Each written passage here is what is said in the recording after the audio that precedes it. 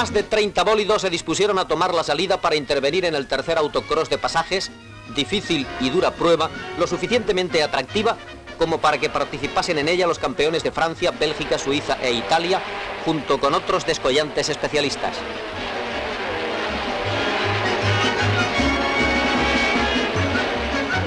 Hubo que disputar 2 mangas clasificatorias y una final, en la que intervinieron los 9 mejores de cada una de ellas.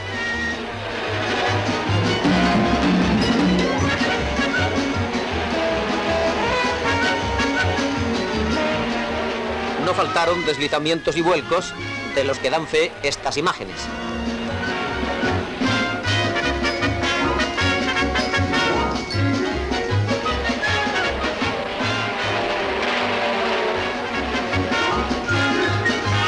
La prueba final consistía en cubrir 15 vueltas a un circuito de 2.250 metros.